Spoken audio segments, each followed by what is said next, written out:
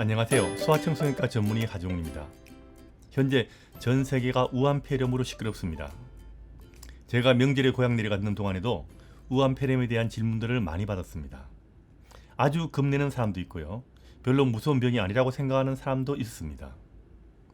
이번에는 우한 폐렴에 대해서 현재까지 알려진 내용과 현재의 대처 방안과 앞으로 덮여질 경우 알아두어야 할 내용들에 대해서 말씀드리겠습니다.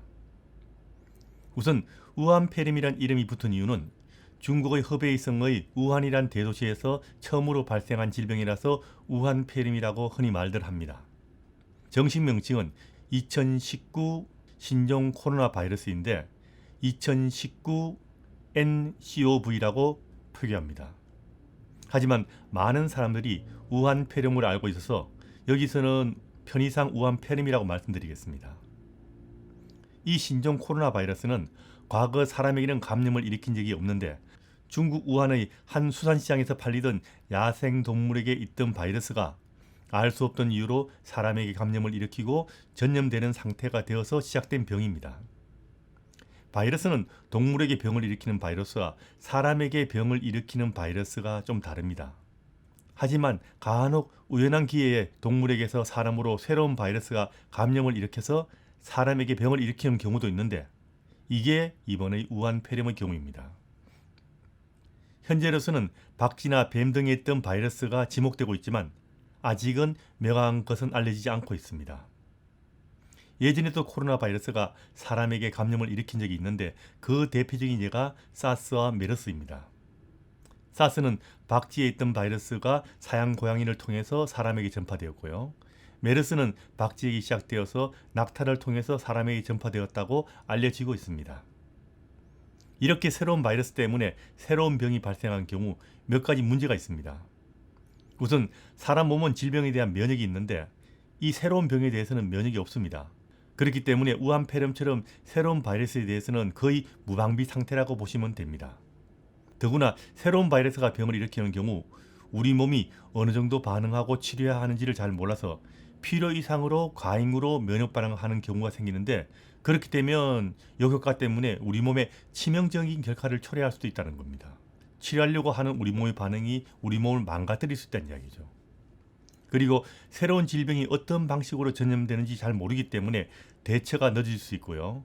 그리고 우리나라에서 발견된 두 번째 환자처럼 새로운 병의 특징이라고 알려진 증상이 보이지 않는 경우에도 감염된 경우도 있을 수 있고요. 무증상으로 이미 병이 걸린 경우에도 잘 몰라서 놓칠 수 있습니다. 제일 위험한 경우는 이런 질병들이 중간에 양상을 바뀌어서 갑자기 모습을 돌변할 수 있는데 그것은 미리 예측하기 힘들다는 데 또 문제가 있습니다. 우한 폐렴에 대해서는 아직 알려지지 않는 내용이 너무 많기 때문에 모든 것이 아직 확실치 않기 때문에 더 주의해야 됩니다. 2020년 1월 24일 중국의 의료진이 란셋이라는 의학 저널에 발표한 내용에 따르면 처음 발병 후 점점 심해져서 일주 후에 입원하고 그 후 하루 이틀 정도 만에 호흡곤란이 생길 정도로 급격하게 나빠져서 사망률이 15%에 달할 정도로 생각보다 더 위험한 병일 수 있다고 알려지고 있습니다. 그럼 우한 폐렴이 진짜 어느 정도 위험한 병인가? 사실 정확히 아직 잘 모릅니다. 사스보다 덜 치명적이란 평가가 일반적이었지만 현재로서는 이것도 아직 명확하지 않습니다. 하지만 처음 생각보다 위험할 수 있는 병인 것은 사실인 것 같습니다. 우한 폐렴 사태는 한풀 꺾이는 것이 확실하기 전까지는 아직 시작 단계일 수도 있다고 보는 것이 우한 폐렴이란 신종 전염병에 제대로 대비하는 맞는 방법일 겁니다. 특히 중국의 새해 춘절을 맞이하여 엄청나게 많은 사람들이 이동하기 때문에 우한 폐렴이 중국뿐 아니라 전 세계로 광범위하게 확산될 수도 있다는 불안감이 있습니다. 실제로 우한 폐렴 환자가 발생한 이후 불과 한 달 남짓한 시간 만에 이미 중국 거의 대부분 지역에서 우한 폐렴 환자가 발생하고 있고요. 우리나라를 포함한 세계 여러 나라에서도 우한 폐렴 환자가 보고되고 있습니다. 우한이라는 도시는 인구 1100만에 달하는 대도시인데 과거부터 교통요지였습니다. 여기에 있는 우한의 국제공항은 최근 질병 확산을 막기 위해서 폐쇄되기 전까지는 우리나라는 물론 미국, 유럽, 동남아, 호주, 일본 등 세계 60개 이상의 도시에 국제 항공편이 운항되고 있었기 때문에 사람 간의 감염이 된다는 것이 확인된 지금 전 세계적으로 어느 정도로 확산되었고 어느 정도에서 막을 수 있는가, 이게 제일 큰 관심사가 되고 있습니다. 이번에는 우한 폐렴의 정상을 알아보겠습니다. 우한 폐렴의 원인인 코로나 바이러스의 일부는 감기도 일으킵니다. 우한 폐렴의 경우도 상기도 정상인 감기 증상을 일으키지만 하기도 쪽이 더 문제인 것으로 중국 어리진이 보고하고 있습니다. 우한 폐렴에 걸리면 열이 나고 마른 기침을 하고 무력감과 근육통이 생기고 심한 경우 호흡 곤란이 생기고 폐에 심각한 병변이 생깁니다.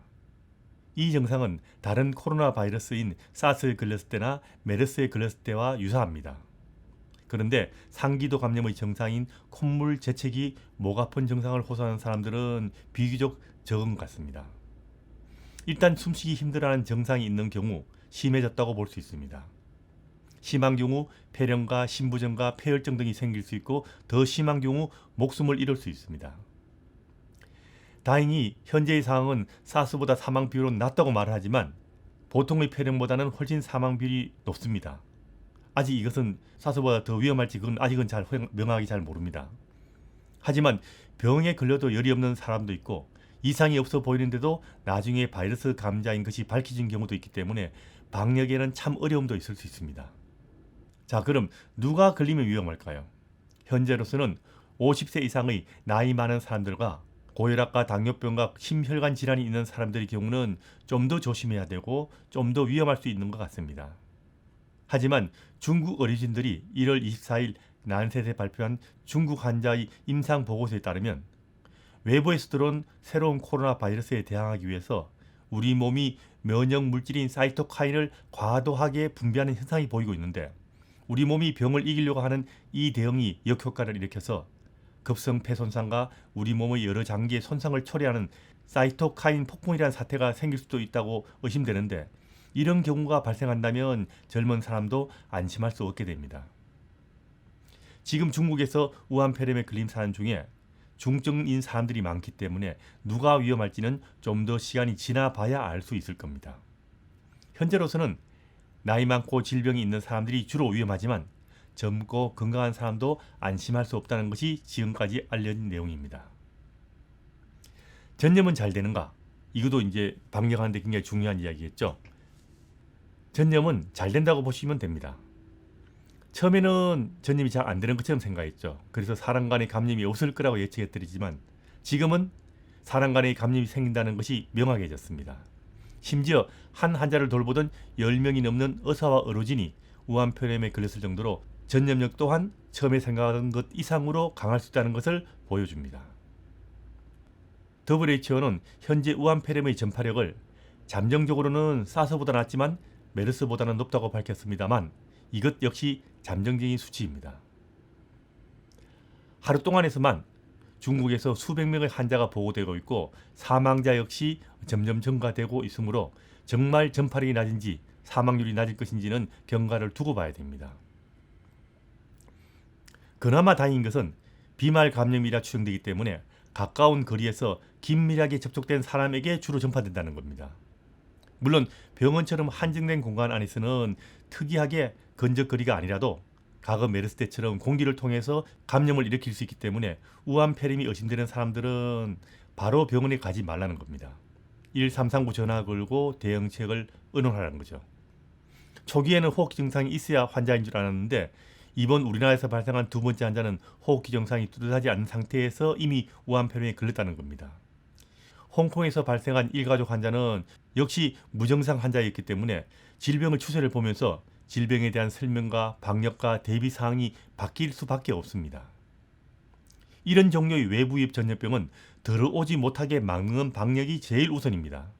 일단 들어오는 것을 막는 방역에 실패하는 경우는 정말 곤란한 일이 발생할 수 있기 때문에 방역 당국의 발표와 지시에 모두 귀 기울여 주셔야 합니다. 바이러스에 노출되면 병에 걸릴 수 있는데 수일간의 잠복기를 통해서 병에 걸릴 수가 있습니다. 통상 최대 잠복기를 14일로 잡고 있으므로 접촉 후 14일 안에 증상이 나타납니다. 하지만 이것 역시 아직은 명확하지 않을 수도 있습니다.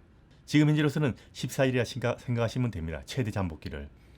14일로 잡는다면 지금 중국에서 춘절로 수많은 사람들이 전 세계로 퍼져나갔는데 적어도 14일은 지나야 어느 정도 외국으로 심각하게 퍼진 것인가에 대한 대충의 감을 잡을 수 있다는 이야기가 됩니다.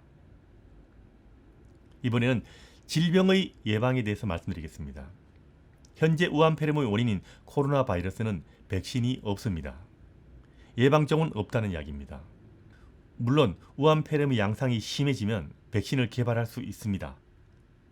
만일 최대한 자원과 인력을 동원해서 개발하더라도 거의 1년 이상은 걸릴 것이라고 보는 전문가들이 많습니다. 당장은 안 될 거라 이거죠. 그리고 예방약 또한 현재는 없습니다. 그럼 우한폐렴에 걸리지 않으려면 어떻게 하는 것이 좋을까요? 모든 바이러스의 일반적인 예방책인 손을 자주 비눗물로 30초 이상 씻는 것이 현재로서는 제일 중요합니다.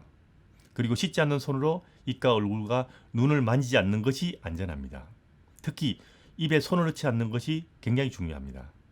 제일 쉽게 걸릴 수 있겠죠. 좀 더 위험성이 높아지는 경우라면 가능하면 사람 많은 곳을 피하는 것이 안전하고요. 그리고 열이 나거나 기침이나 재채기 같은 호흡기 증상이 있는 사람과 접촉을 피하는 것이 좋습니다. 누가 환자인지 누가 보균자인지 일단 많이 퍼진 때는 구분하기 거의 불가능하니까요. 손 잘 씻는 것은 항상 중요합니다. 그리고 외출 시 마스크를 착용하는 것이 좋고요. 만일 기침이나 재채기를 할 경우는 반드시 사람이 없는 방향으로 해야 하고 휴지 등으로 코와 입을 가리고 기침을 하고 사용한 휴지는 적시 뚜껑이 있는 휴지통에 버리는 것이 제일 안전합니다. 그리고 기침을 한 후 적시 손을 씻어야 한다는 거 잊어서는 안 됩니다. 만일 손을 씻기 힘든 경우는 손 소독제라도 사용해서 손을 소독해야 됩니다. 그리고 기침 후 만진 물건의 표면도 잘 씻어야 한다는 거 잊지 마십시오. 만일 재채기나 기침을 할 때 휴지를 사용하지 않는 경우는 소매 등으로 이렇게 입과 코를 가리고 동시에 가리고 기침을 하는 것이 중요합니다. 하지만 바이러스가 옷에도 남을 수 있기 때문에 이건 휴지가 없는 경우의 차선책이라는 거 알아두시고 기본적으로는 휴지 사용하고 난 다음에 버린다는 거 잊지 마십시오. 모든 음식물은 반드시 익혀서 먹는 것이 안전하고 고기를 날것으로 먹는 것은 피하는 것이 좋습니다. 지금부터는 질병이 의심되는 경우 이야기입니다. 만일 우한이나 중국을 다녀온 후 14일 이내나 의심되는 환자와 접촉한 지 14일 이내에 발열이라든가 기침 같은 호흡기 증상이 생기는 경우 바로 의료기관을 방문해서는 절대 안 됩니다. 병을 퍼뜨릴 수 있기 때문입니다. 병원에 바로 방문하지 마시고 집에서 보건소나 질병관리본부 콜센터인 1339번으로 신속하게 연락해서 대응 방안을 지시받아야 합니다. 물론 집에서는 마스크를 착용하고 손 잘 씻고 가족 간의 접촉 또한 최소로 줄여야 합니다. 그럼 우한폐렴에 걸린 경우 어떤 치료를 해야 하는가? 우한폐렴은 코로나 바이러스가 일으키는 병인데 중국 어리진이 보고한 임상 보고에 따르면 애석하게도 현재 나와 있는 항바이러스제와 스테로이드제는 효과가 없었습니다.